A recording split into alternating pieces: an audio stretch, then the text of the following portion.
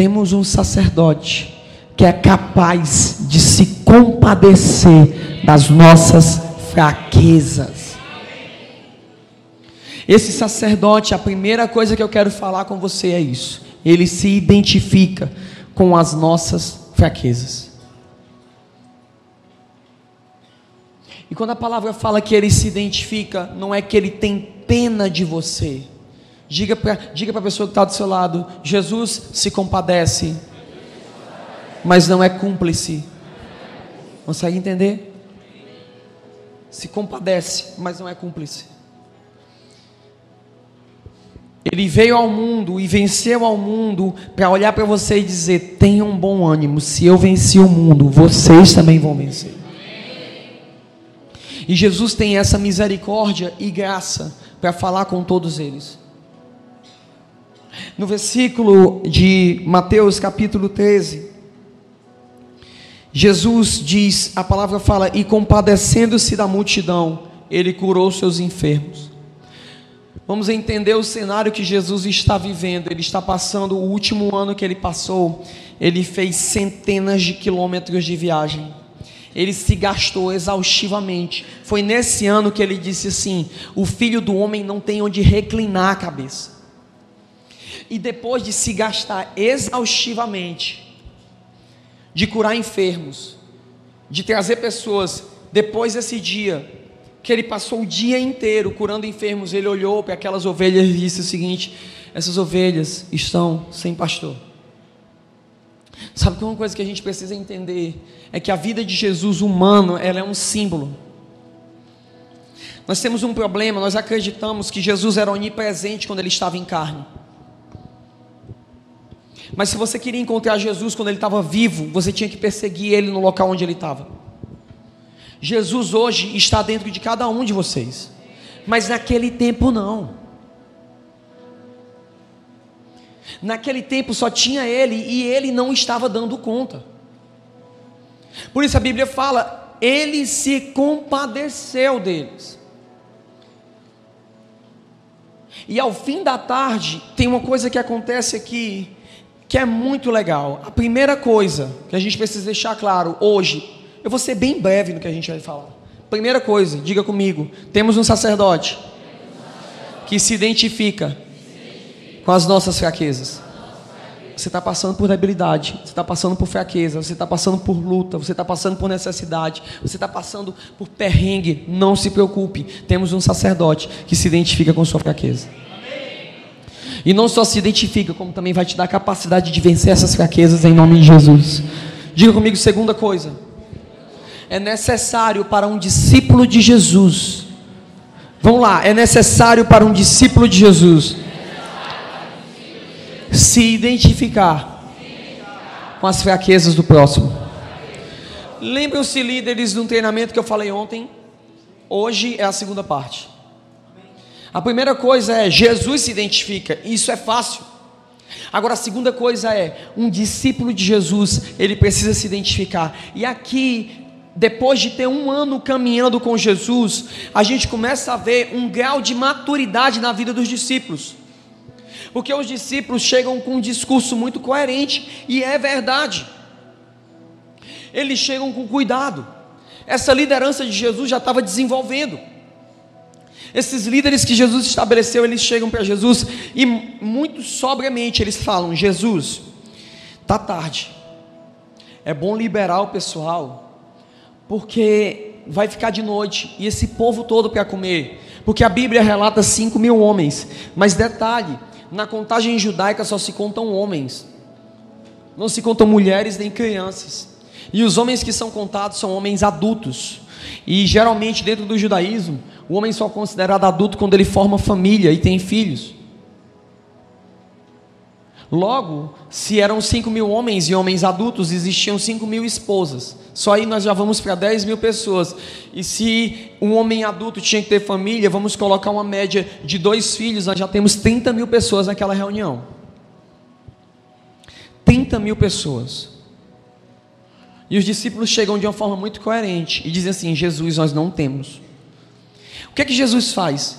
Jesus olha para eles e diz o seguinte: dá-lhes vós de comer.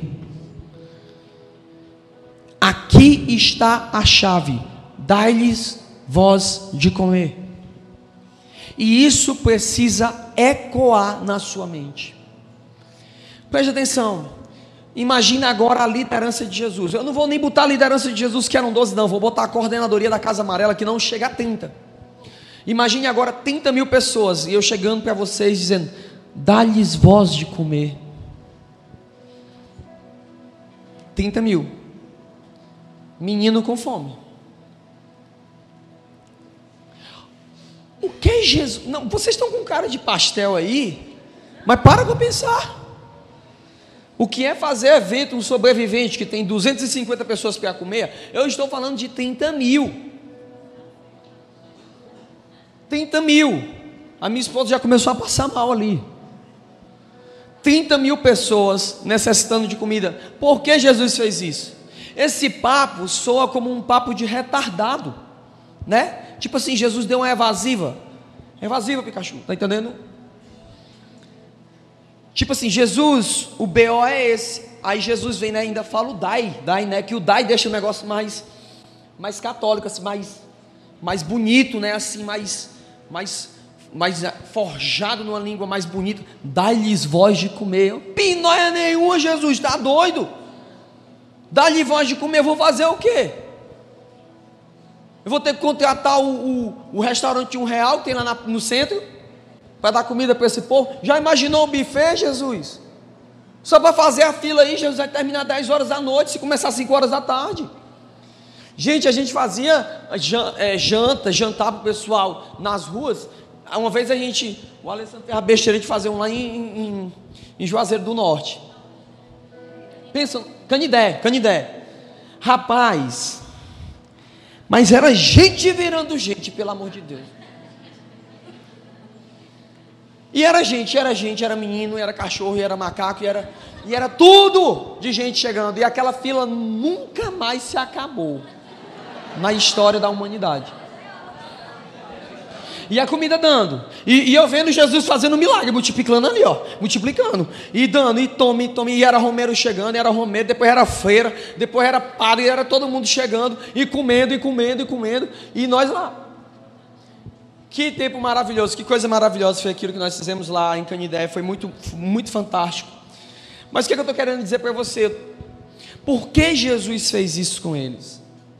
Qual era o ambiente que Jesus estava anterior? E qual era o último ano de Jesus? Era um ano de identificação. Só que os discípulos ainda não tinham pegado esse feeling de identificação. Aí Jesus olha para eles. Talvez eu faça o pessoal do social media sofrer agora. Joga a luz no pessoal. Tá bom? Mas a conversa de Jesus foi essa, ó. Sai daqui do monte. Sai daqui de onde você está. Vai procurar o que dá de comer para eles. O que Jesus estava fazendo era isso, ó. Sai da plataforma. Começa a olhar as pessoas nos olhos. E eles começaram a andar por entre o povo. E sabe qual é uma coisa? Quando você começa a olhar nas pessoas, quando você começa a sentar e conversar com elas, começa a ver uma coisa chamada identificação. Jesus estava gerando uma coisa chamada identificação. Jesus estava gerando uma coisa que era conhecer a dor do outro. A palavra misericórdia vem do latim misericardius, que significa sentir a dor do coração. Quando alguém tem misericórdia de outra pessoa, é porque ela está sentindo a dor do coração daquela pessoa. Segunda-feira eu fui batizado num sentimento de misericórdia para com essa casa. Hoje, numa casa com mais de 300 pessoas, é complicado sentar com todo mundo. Por mais que eu queira, por mais que no domingo eu estar na pracinha como eu vou estar hoje à noite com todo mundo. Eu não tenho como estar, mas eu tenho meus líderes. Eu tenho pessoas a qual eu tenho derramado o meu coração. E eu faço questão de ouvi-los para saber como está o coração do povo. Essa semana, conversando com a líder, sabe, eu tive essa sensação de dar-lhe voz de comer. conversando com uma líder, parando para ouvir, eu comecei a ver em síntese o que é a espinha dorsal dessa casa. A espinha dorsal dessa casa não é o nosso louvor, não é o nosso social media. A espinha dorsal dessa casa não é, sabe, os pastores ou coisa e tal.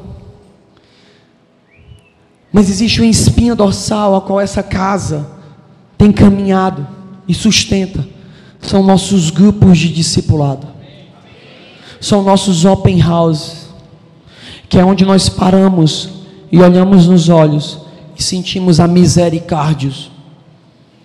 Conversando com uma líder essa semana, ela chorando, me compartilhando: pastor, eu cuido de 3 irmãs, algumas com mais de 50 anos, que passaram por abusos na sua vida, que foram abusadas, molestadas sexualmente desde criança. Desde criança. Pessoas que não sabem mais, que foram roubadas a sua identidade. Uma pessoa que, eu estou falando isso porque essa irmã compartilhou o testemunho, eu não vou jamais expor, mas uma pessoa que não tinha dignidade de comprar uma blusa para si, e quando ela comprava uma roupa nova, ela emprestava para que a outra pessoa usasse, para que a roupa ficasse gasta, porque ela achava que se comprasse uma roupa nova, ela se sentiria atraída e passaria pela situação de abuso. Dá-lhe voz de comer.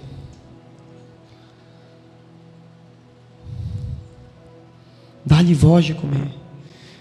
Jesus estava dizendo: anda no meio deles, vê quais são as necessidades deles, vê quais são as debilidades deles.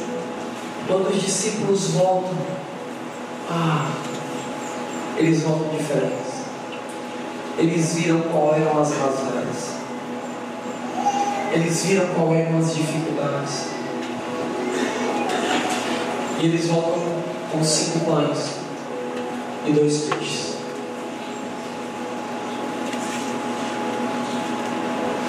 Aqui eu entro no terceiro fundamento dessa doutrina. Nunca tem a ver com o que você tem, mas com quanto você está disposto a contribuir. E eu não vou falar de dinheiro, nem vou pedir seu dinheiro, pode ficar em paz. Mas tem a ver com qual é a sua capacidade de criar empatia com quem está precisando. Semana que vem nós vamos abrir novos open house. E a questão é: até qual inferno você descerá para salvar uma alma? Jesus desceu e não esqueceu ninguém para trás. Eu acho que nós precisamos da unção do soldado Desmond Doss, que na Segunda Guerra Mundial não levou nenhum fuzil, nenhum AK-47, mas no seu pelotão ele entendeu que o seu papel era salvar vidas. E quando o seu pelotão todo foi atacado, ele entrou no campo de batalha sem nenhuma armadura, e cada vez que ele entrava ele dizia: Senhor, só mais um, só mais um.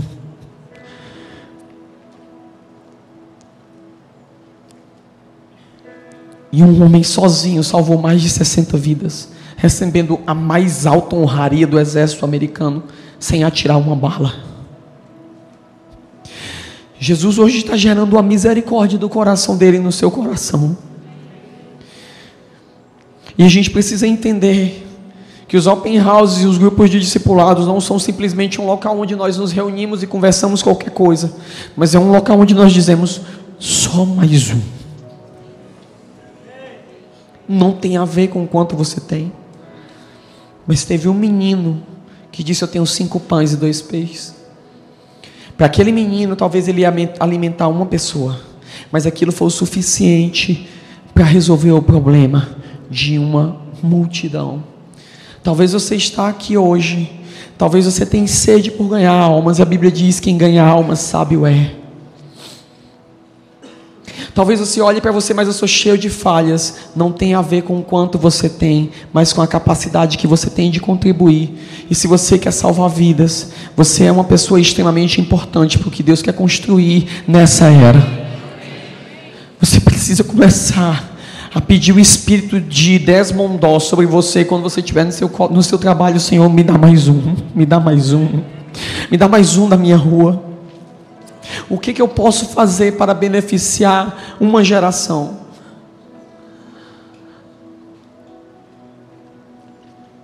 Quando eu tinha 17 anos de idade, quando eu entrei na minha igreja, um diácono segurou na minha mão e disse o seguinte: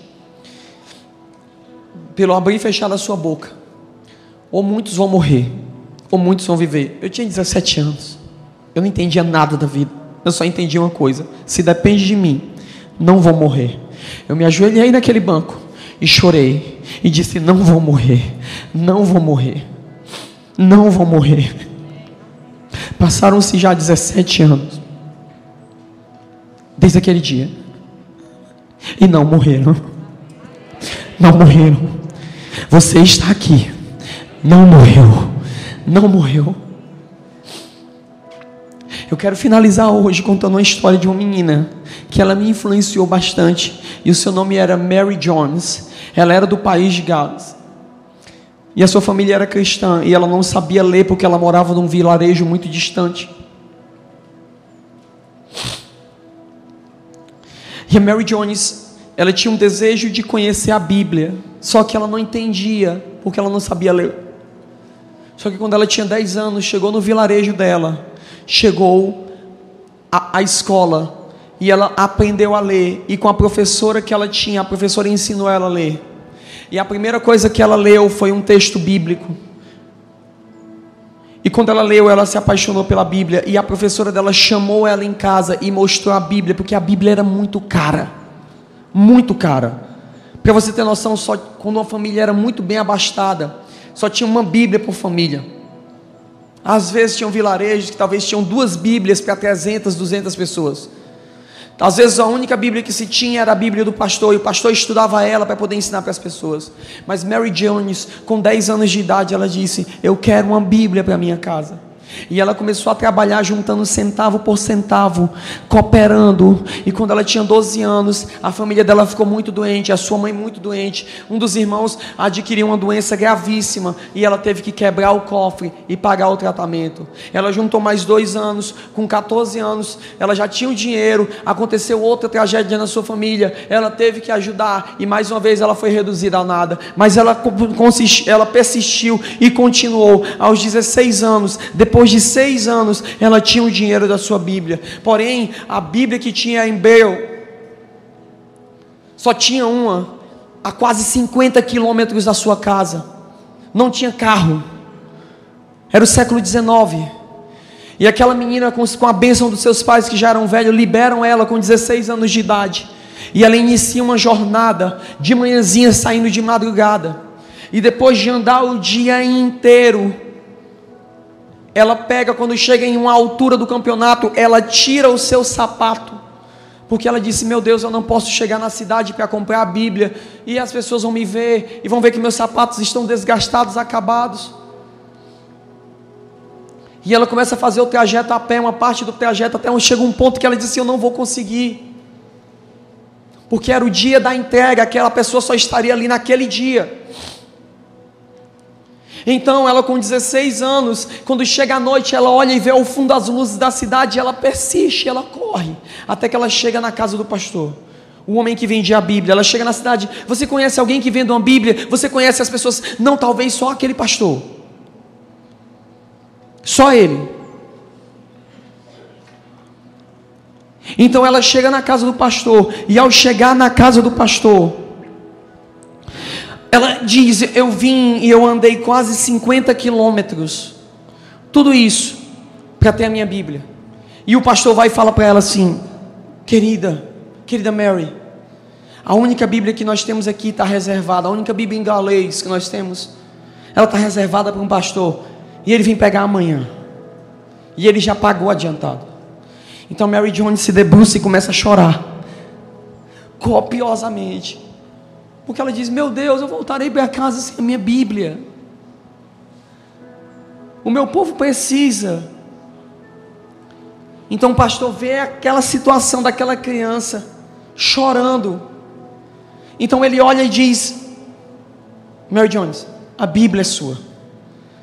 O pastor que vai comprar a Bíblia, ele lê em outros idiomas. Eu tenho a Bíblia em outros idiomas aqui. Ele vai ler, ele vai comprar a Bíblia em outro idioma. Essa Bíblia é sua.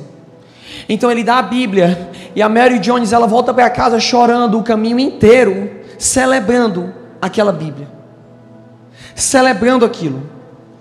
Quando ela chega em casa, o primeiro texto que ela abre é Salmo 150, e ela lê com a sua família. Louvem, louvem. Ela fala um salmo de louvor ao Senhor. Depois daquilo, aquele pastor ficou com a Mary Jones na cabeça, e não conseguia dormir pensando na história daquela menina que viajou quase 50 quilômetros para vir, quase 50 quilômetros para voltar, por causa de uma Bíblia. O sonho daquela menina, a atitude daquela menina, gerou uma comoção nacional, e nasceu a primeira sociedade bíblica do mundo. A primeira sociedade bíblica do mundo, em 1804, ela é fundada. E depois ali, Bíblias começam a ser distribuídas ao redor do mundo. Por causa da Mary Jones, em 1948, a Sociedade Bíblica do Brasil é fundada. Por causa disso, você tem uma Bíblia hoje para ler. Porque alguém fez o pouco que podia.